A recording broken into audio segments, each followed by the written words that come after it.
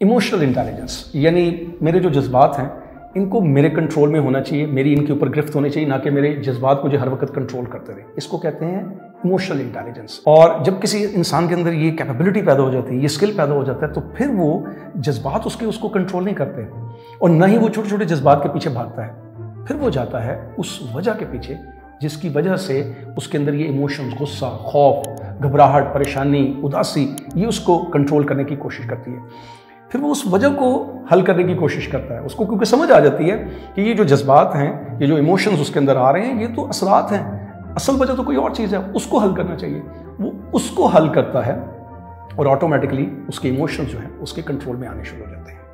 यही वो चीज़ है जो आज आपने कहीं ना कहीं रियलाइज़ की है। यू हैव रियलाइज्ड कि इट इज़ नॉट गुड कि मेरे जो जज्बात हैं मुझे कंट्रोल करते रहें। छोटी छोटी बातों पे मैं परेशान हो जाता हूँ, उदास हो जाता हूँ, घबरा जाता हूँ, या गुस्सा आ जाता है, या खौफ मुझे अपनी लपेट में ले लेता है। कहीं ना कहीं यू हैव रियलाइज्ड कि ये सही नहीं है, इसका मेरे जहन पे, मेरी सेहत के ऊपर, मेरे माहौल के ऊपर नेगेटिव असरात होते हैं। सो इसको ख़त्म होना चाहिए। And you just want to know कि कोई तो एक प्रोसेस होगा जिसकी मदद से मैं ये सीख सकूंगा कि मेरे इमोशंस मेरे कंट्रोल में कैसे आ सकते हैं। And you want to learn that. और उसके लिए मैं आज आपको एक बहुत ही सिंपल सा, मगर आसान नहीं है, सिंपल प्रोसेस बताऊंगा स्टेप बाय स्टेप कि कैसे आप अपने इमोशंस को समझ भी सकते हो और अपने जज्बात को अपने कंट्रोल में रख के अच्छे तरीके से मैनेज कर सकते हो। क्योंकि इमोशनल इंटेलिजेंस का मतलब ये हरगिज़ नहीं है कि इमोशंस को दबाना है या अवॉइड करना है।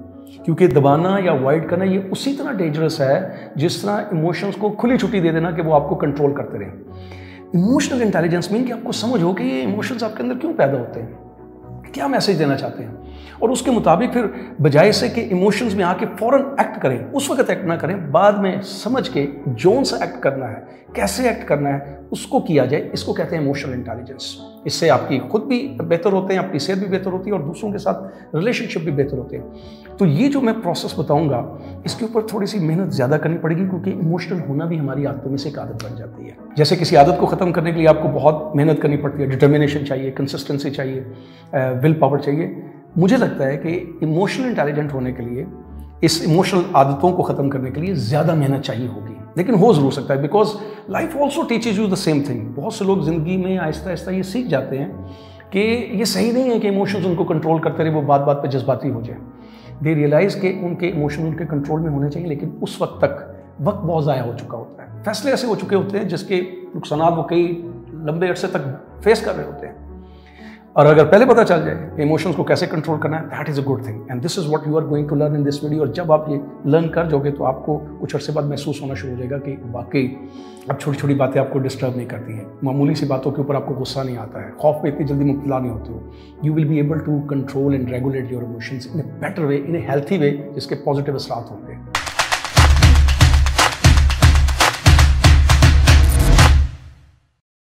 अब ये जो मैं प्रोसेस आपको बताने जा रहा हूँ ना, इससे पहले आपने 2-3 चीज़ें अपने दिमाग में बिठा लेनी है। सबसे जो पहली चीज़ है वो ये कि जब मैं ये आपको प्रोसेस बता रहा हूँ तो आपको लगेगा कि शायद इस पे जो मैं टेक्निक्स या एडवाइस बता रहा हूँ ये कहीं ना कहीं आप अपने इर्द गिर्द सुनते रहते हो, अपने माहौल में, अपने कल्चर में भी, रिलीजियसली भी आपने सुनी हो।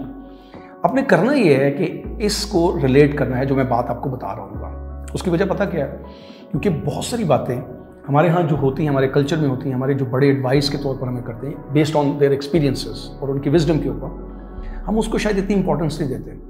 लेकिन जैसे ही कोई चीज़ वेस्ट से आती है, एक फार्मूला के अंदाज में आती है, we give too much importance to that. हम उसको बहुत इंपॉर्टेंस देने लग पड़ते हैं। आई एम नॉट सेइंग कि ईस्ट या वेस्ट की बुनियाद पर आपने किसी चीज़ को एक्सेप्ट करना है या रिजेक्ट करना है। मेरा सिर्फ ये कहने का मतलब है कि जो चीज़ आपको अपने इर्द गिर्द से मिले भी ना एडवाइस के तौर पर, based on wisdom and experiences, उसको सुन जरूर लिया करें, उसको देख लिया करें, और अगर कोशिश करें कि थोड़ी सी अप्लाई करके भी देख लिया करें। अगर वो चीज़ ठीक ना हो तो उसको रिजेक्ट कर दें, और अगर ठीक हो तो उसको एक्सेप्ट कर लें, बट इमीडिएटली किसी चीज़ को इग्नोर नहीं कर देना चाहिए।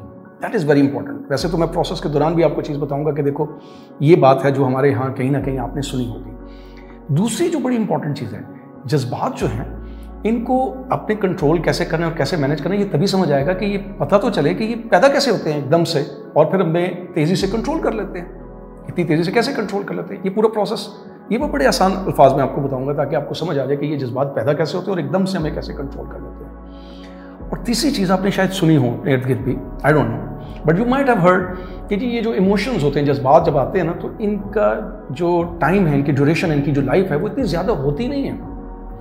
अगर जज्बात काफ़ी देर तक हमारे अंदर रहते हैं, यानी गुस्सा काफ़ी देर तक, काफ़ी घंटों तक या दिनों तक चलता है हमारे साथ, या खौफ हमें काफ़ी दिनों तक हमें कंट्रोल करे रखता है, तो उसकी जो रीज़न होती है वो हम खुद होते हैं। और ये तभी समझ आएगा जब मैं ये अभी पूरा बताऊंगा कि ये जज्बात पैदा कैसे होते हैं और हमें कैसे कंट्रोल करने की कोशिश करते हैं। तो I think I should start from this कि ये पैदा कैसे होते हैं और फिर कैसे हमें तेज़ी से कंट्रोल कर लेते हैं। साइंटिस्ट का ये ख्याल है, अकॉर्डिंग टू द साइंटिस्ट, कि हमारा जो ब्रेन है ना, इसके दो हिस्से हैं।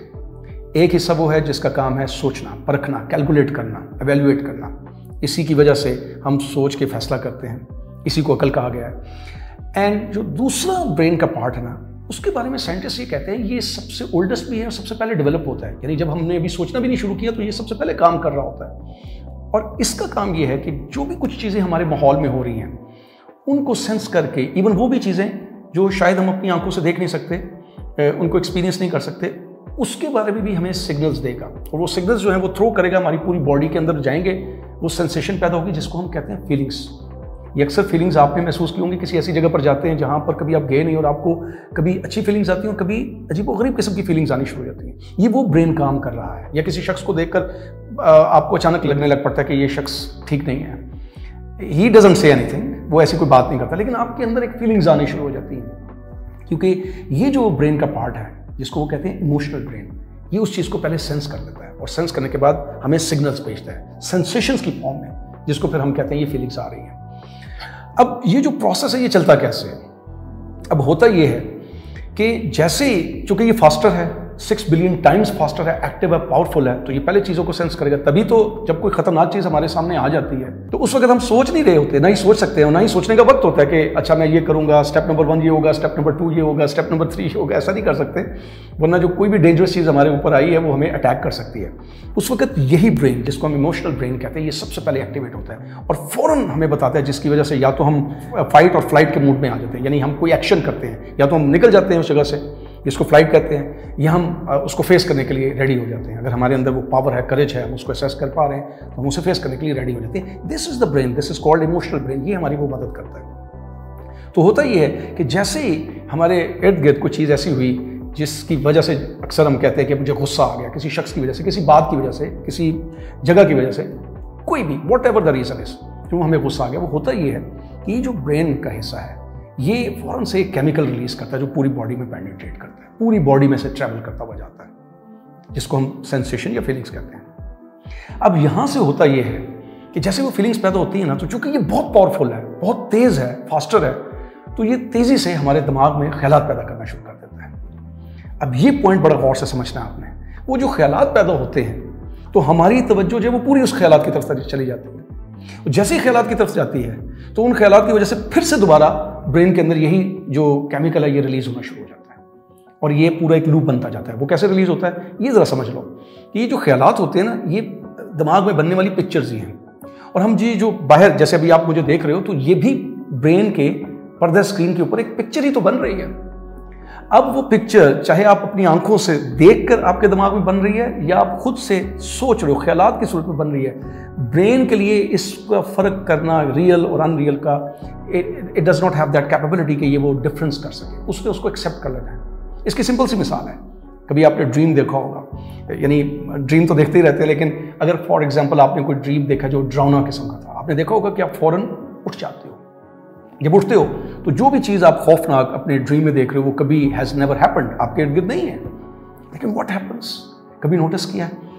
आप नोटिस करो कि कभी हार्ट बीट तेज़ हो जाएगी, कभी आपका जो पसीना आ रहा होगा आपको, कभी बॉडी में शिवरिंग हो रही होगी। Why this happens to you?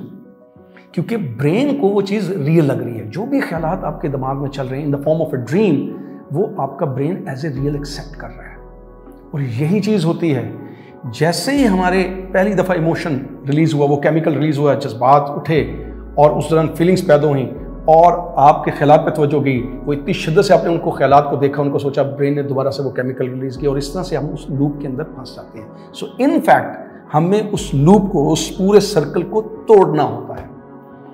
If we become successful कि उसको ब्रेक कर दें तो फिर हमारे जज्बात हमारे कंट्रोल में आना शुरू हो सकते हैं, आ जाते हैं, और उनको फिर हम अपनी मर्जी से मैनेज करते हैं, जिसके लिए ये मैं पूरा प्रोसेस बताऊंगा। और इसी के बारे में मुख्तलिफ साइंटिस्ट ने जो रिसर्च की उनमें से एक नाम है डॉक्टर टेलर का। पूरा नाम है उनका जिल बोल्ट टेलर।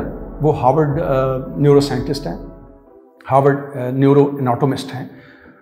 वो ये कहती हैं कि जैसे ही ये केमिकल रिलीज होता है और ये पूरी बॉडी में से जब ट्रैवल करके गुजरता है ना, जिनको हम फीलिंग्स या सेंसेशंस कहते हैं, इसकी ड्यूरेशन जो है वो तकरीबन 90 सेकंड्स होती है, तकरीबन 1.5 मिनट, 1.5 मिनट के करीब। और उसी 1.5 मिनट के अंदर या तो हम इमोशंस को कंट्रोल करते हैं या हमारे जज्बात हमें कंट्रोल कर लेते हैं। और जैसे मैंने पहले कहा कि इमोशनल होना हमारी आदत है, किसी ने तो बताया ही नहीं कि इमोशंस कैसे पैदा होते हैं और कैसे फंक्शन करते हैं और कैसे हमें कंट्रोल करते हैं। तो चूंकि हमें इस चीज़ का एहसास ही नहीं होता, तो ऑटोमेटिकली वो जो तेज़ी से होता है ना, वो बेसिकली तेज़ी से नहीं होता, उसमें 90 सेकंड्स का टाइम होता है। लेकिन हमें चूंकि आदत इतनी तेज़ी से होती है कि हम फ़ौरन ख्यालात के पीछे चले जाते हैं और ख्यालात फिर से वो केमिकल रिलीज कर लेते हैं, इसलिए हम जो इमोशंस हैं उनके कंट्रोल में आ जाते हैं, हमारे जज्बात हम पर हावी हो जाते हैं।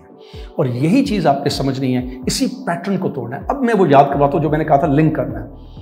आप देखो कि अक्सर कहा जाता है कि गुस्से में जब आ जाओ तो पानी पियो, खड़े हो तो बैठ जाओ, बैठे हो तो खड़े हो जाओ या लेट जाओ। क्यों कहा जाता है? इट्स ऑल बिकॉज कि वो जो पैटर्न बनना है, वो जो फ्लो बनना है, उसको आपने तोड़ना है।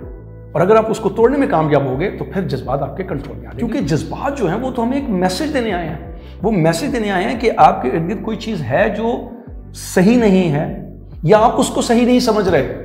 यानी या तो वो सही नहीं है वाकई, या आप उसको सही नहीं समझ रहे, और उसकी वजह से आपके अंदर गुस्सा या खौफ पैदा हो रहा है। बहुत सी जगहों पर जब आपको गुस्सा आता है और आपने देखा होगा कि आप ट्रैफिक में जा रहे हो और आपके आगे गाड़ी चल रही है और बड़ी आहिस्ता आहिस्ता चल रही होती है और आपको गुस्सा आना शुरू हो जाता है क्योंकि आप जल्दी जाना चाह रहे होते हो। अभी आप जल्दी में खुद जाना चाह रहे हो और दूसरा शख्स जो है वो गाड़ी में जा रहा है और उसकी गाड़ी आपको स्लो लग रही है, लेकिन जब आप उसके पास से गुजर जाते हो और बाज़ औक़ात आप ये देखते हो कि वो तो ठीक जा रहा था, मैं जल्दी में हूँ, और बाज़ औक़ात आपको एहसास होता है कि वो किसी परेशानी में आहिस्ता आहिस्ता चला रहा है, वो जानबूझ के नहीं चला रहा। फिर आपका गुस्सा ठंडा होना शुरू हो जाता है क्योंकि पहले आपने कुछ और सोचा था और उसने आपको, यानी आपकी परसेप्शन ने आपको गुस्सा दिला दिया था, लेकिन जब आपने रियलिटी देखी तो बाद में पता चला कि सिचुएशन कुछ और है।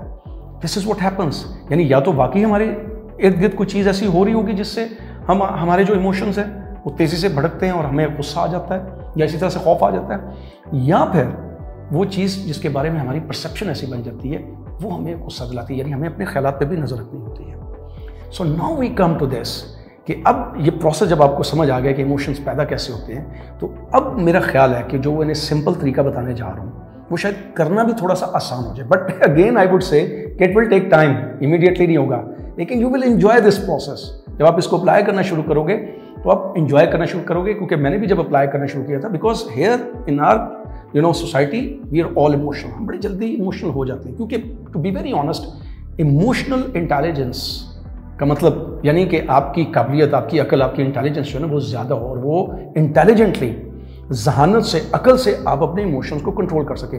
इसके बारे में हमारे यहाँ कोई एजुकेशन नहीं दी जाती। तो ये तो हम वक्त के साथ साथ सीखते हैं और बहुत से लोगों को बहुत देर हो चुकी होती है। कुछ लोग अपने मुताला करते हैं, अपनी ज़िंदगी को ऑब्जर्व करते हैं and then they learn very quickly. And what I am going to do is कि मैं आपको एजुकेट कर रहा हूँ ताकि आप अपना बहुत सा वक्त ज़ाया होने से बचा लो और आप अपने आप को इमोशनली इंटेलिजेंट कर लो। और इसी को करने के लिए I believe you have come here, because आपने ये पहला कदम इमोशनल इंटेलिजेंस की तरफ उठा लिया है, ये रियलाइज़ करते हुए कि ये सही नहीं है कि मेरे इमोशंस मुझे कंट्रोल करें। Now come to the process. वो प्रोसेस क्या है जी? जैसे मैंने कहा कि फ्लो को तोड़ना है। इमीडिएटली जैसे इमोशन ट्रिगर होता है, बॉडी के अंदर सेंसेशन पैदा करता है, उसके साथ ख्यालात शुरू हो जाते हैं, उसी को तोड़ना है, उन ख्यालात की तरफ ले जाना। तो कैसे करना है? सबसे पहली बात यह है कि एक तो अपने ज़हन में ये बैठाना है या उस वक्त रिकॉल करना है कि 90 सेकंड का टाइम होता है, मेरे पास 90 सेकंड हैं। अगर ये उस वक्त अपने आप को याद करवाते हुए सिर्फ एक काम करो, जस्ट पॉज, रुक जाओ, pause, you have to pause, you have to stop. आपने एक्ट नहीं करना, क्योंकि इस वक्त जब आप एक्ट करते हो ये रिएक्शन होता है, ये इमोशंस कंट्रोल कर रहे होते हैं, वो खौफ की वजह से, वो गुस्से की वजह से। और गुस्से की वजह बाज़ वक़्त पता चलती है कुछ और है और आप कुछ और समझ रहे हो। खौफ की वजह कुछ और होती है, वो सही वजह नहीं होती, लेकिन आपको लग रहा होता है कि इसकी वजह से हो रहा है और बाद में आपको रेग्रेट करना पड़ता है। क्यों रेग्रेट करना पड़ता है? By the way, when you come out of the emotions, काफ़ी दिन गुजर जाते हैं, बाद में आप उस चीज़ को सोचते हैं। क्यों सोचते हैं? क्योंकि उस वक्त आपका दिमाग काम करना शुरू करता है, आपकी अकल इस्तेमाल करना शुरू कर देते हैं आप, वो पैटर्न टूट चुका होता है and then you start realising कि वो गलत हुआ था। लेकिन जब इमोशंस में होते हैं ना, उस वक्त इतनी तेजी से अकल काम किसी भी इंसान की नहीं करती। It happens to everyone, it does not happen to you, it happens to everyone. ये वाकई अगर कहा जाए कि जी इमोशंस को कंट्रोल करें, कहते तो बहुत से लोग हैं, अपने जज्बात को कंट्रोल रखो, अपने गुस्से को कंट्रोल रखो, खौफ पे काबू पाओ, बट नोबडी टेल्स यू कि ये कैसे कंट्रोल किया जाता है। तो कोई बताता तो है नहीं कि कैसे कंट्रोल करते हैं। तो इमोशंस को उस वक्त अकल से कंट्रोल किया ही नहीं जा सकता, ना ही इतनी जल्दी अकल आती है, बिकॉज उस वक्त इमोशंस ऐसे ही आपको कवर कर लेते हैं जैसे बादल, जो क्लाउड्स हैं वो आपको घेर लेते हैं, बिल्कुल ऐसे ही।